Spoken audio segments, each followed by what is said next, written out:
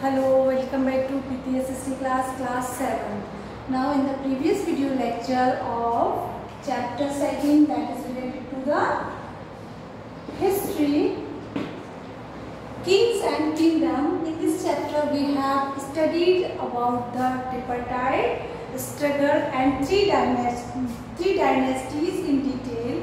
The first dynasty was Gujar Pratihar of Malwa and the Rashtrakutas of Deccan or Dakkan and Palas of Bengal. These three dynasties we have discussed in detail. ये तीनों ही dynasty हम detail में discuss कर चुके हैं. Now in today's video lecture we will discuss about the other prominent kingdoms. जो दूसरे famous kingdoms थी, दूसरी famous राज्य थे, उनके बारे में स्टडी करेंगे, जिनमें नंबर 1 आपका है द चौहान, जिसको चाहमान के नाम से भी जाना जाता है, Chauhan dynasty, then the Kalachuri dynasty, then Chandel dynasty, then Gahadwal dynasty. These dynasties we will discuss under the prominent kingdom. So let's start explaining through the textbook.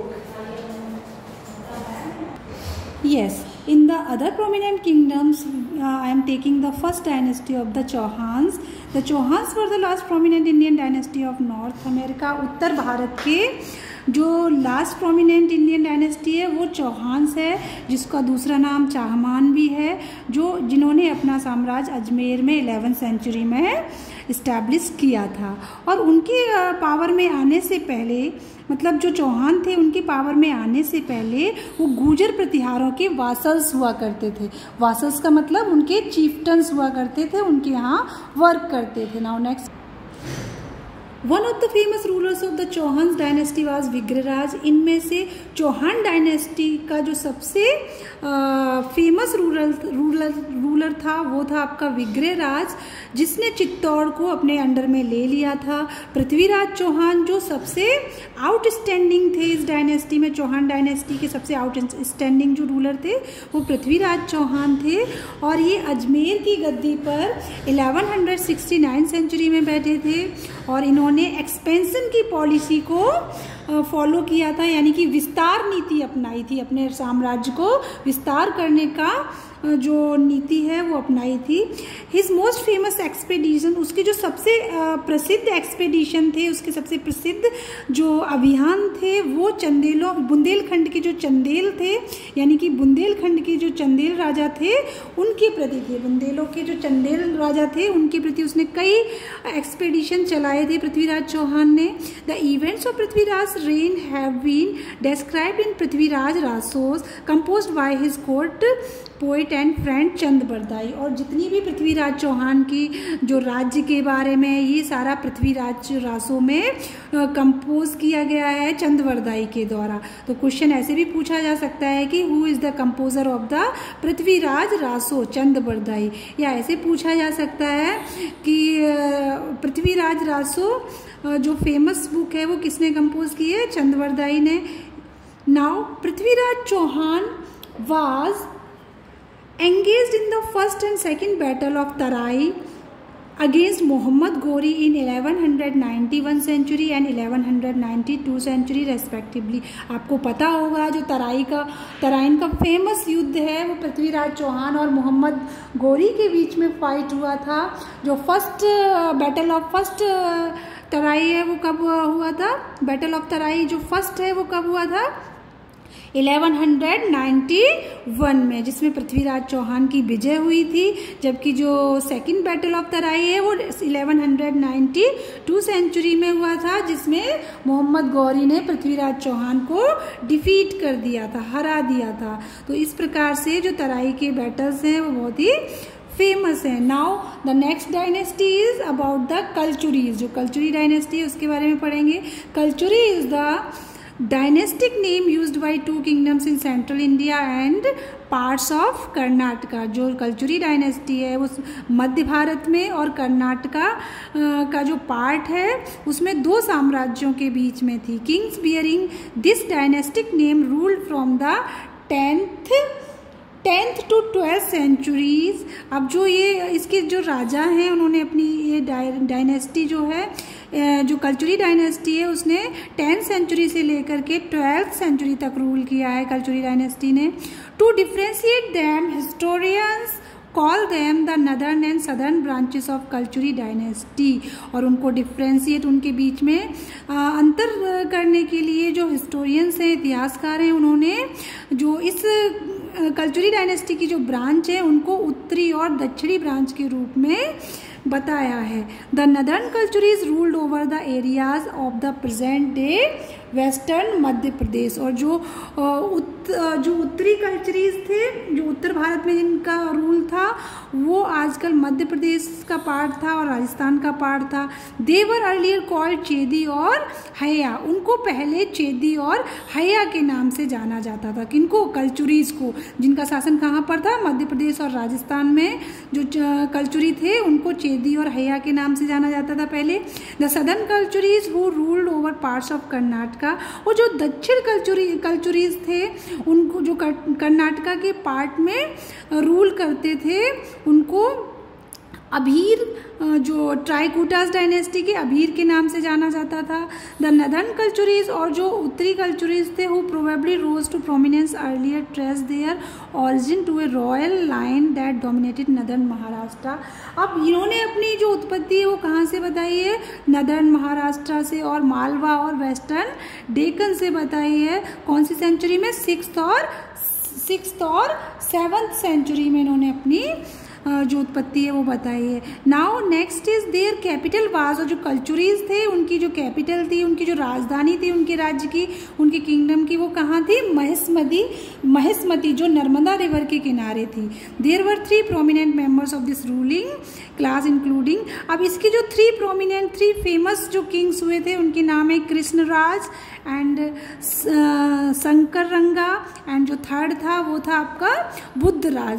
Subsequently they shifted their base to Tripuri to Tewar in central India, जो मध्य भारत है, धीरे धीरे इन्होंने अपनी जो capital है वो त्रिपुरी या तेवर में शिफ्ट कर ली थी। दे expanded significantly in the 11th century and declined in the 12th century to 13th century। इस प्रकार से जो कल्चुरीज थे उन्होंने अपना एक्सपेंड 11th सेंचुरी में किया था, यानी कि अपने राज्य का जो विस्तार है वो 11वीं शताब्दी में किया था, और 12वीं से 13वीं शताब्दी के बीच में इनका डिक्लाइन हो गया था। डिक्लाइन का मतलब इनका पतन हो गया था, इनका रुइन हो गया था। Now southern Kalchuris rose in the Deccan between 1156 and 1181 century, 1156 के बीच में और 1181 के बीच में जो दक्षिणी कल्चुरीज थे वो डेक्कन में, यानी कि दक्कन में पावर में आए। At their peak they ruled parts of the Deccan extending over regions of the present day north Karnataka, जिसको अब उत्तर कर्नाटक के नाम से जाना जाता है, और महाराष्ट्र के कुछ पार्ट में इन्होंने रूल किया। They trace their origins to Krishna and who was the conqueror of Kalinjar and Dahala in Madhya Pradesh. Yes, now you can understand it that they trace their origins, की इन्होंने जो अपना ऑरिजिन है वो कृष्णा रिवर के किनारे माना है, जो कलिंजर को विजय करने के बाद मिला था, और जो मध्य प्रदेश का दहला जो पार्ट है वो भी है। तो विजयालय ए रूलर ऑफ दिस डायनेस्टी, जो विजयालय थे वो इस डायनेस्टी के रूलर थे, शासक थे। Rested power from the Chalukya king तेल थर्ड, और तेल थर्ड थे या तेल तृतीय जो चालुक्य राजा थे उनसे पावर ली थी इन्होंने, and establish his authority over Karnataka, और तेल तृतीय को हरा करके इन्होंने कर्नाटका पर अपना अधिकार जमा लिया था, अपनी पावर को एस्टैब्लिश किया था। He was succeeded by his sons Someshwara and Sangama. इस प्रकार से ये इनके जो उत्तराधिकारी है वे सोमेश्वर और संगमा बने। देयर रूल वाज शॉर्ट, इनका जो रूल था, इनका जो शासन था वो हालांकि शॉर्ट था एंड इवेंटफुल, लेकिन बहुत ही इवेंटफुल था, रोमांचकारी था। A new religion religious sect called the Lingayat and Veershaiva was founded during this rule. और इन्हीं के शासनकाल में यानी कि कलचुरीज के शासनकाल में ही नए धर्म जिनको लिंगायत और वीरशैव के नाम से जाना जाता है उनकी स्थापना हुई. Besides a unique and purely native form of Kannada literature poetry called the Vachanas also came into existence during this time. और इसी समय कन्नड़ पोएट्री जिसको वचन के नाम से जाना जाता है, जो कन्नड़ पोएट्री है उसको किस नाम से जाना जाता है? वचनास के नाम से, यानी कि वचन के नाम से जाना जाता है. क्वेश्चन भी कई बार पूछा गया है कि जो कन्नड़ लिटरेचर है, जो कन्नड़ लिटरेचर पोएट्री है उसको किस नाम से जाना जाता है? वचन के नाम से. The writers of vachanas were called vachanakaras. और जो इनको लिखने वाले राइटर्स होते थे, कंपोज करने वाले पोएट होते थे, उनको वचनकाराज के नाम से जाना जाता था. Now many other important works like Virupaksha Panditas, Chando Basapurana and Dharani Panditas, Bijjalaracharite and Chandrasagar Varnis and Vijjalarapurvam were also written during the reign of the southern Kalchuris. और इस प्रकार से दक्षिण भारत की जो कल्चुरी डायनेस्टी थी उनके शासनकाल में ये सारी फेमस जो बुक्स आपको जिनके नेम प्रोनाउंस करना बहुत ही डिफिकल्ट है वो आपकी कंपोज की गई थी. Now next dynasty that is belong to the Chandelas. Chandel dynasty है और इसके बाद आपकी गहरवाल डायनेस्टी है. तो चंदेल डायनेस्टी में क्या था? इसके जो फाउंडर थे वो नन्नुक थे. Who was the founder of the Chandelas? Nannuk. तो Chandel were powerful dynasty of north India. उत्तर भारत की सबसे पावरफुल जो डायनेस्टी थी उस समय वो थी आपकी चंदेल. तो ये जो थे वो मध्यकालीन भारत में हुए थे. दे रूल्ड ओवर सेंट्रल एरिया. इन्होंने 9th सेंचुरी से लेकर के 13th सेंचुरी तक रूल किया था.